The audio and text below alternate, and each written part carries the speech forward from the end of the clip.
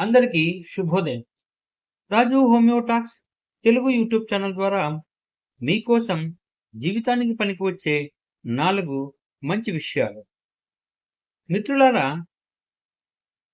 మీ పిల్లలకి ధనాన్ని కాదు మంచి గుణాన్ని పెంచాలి.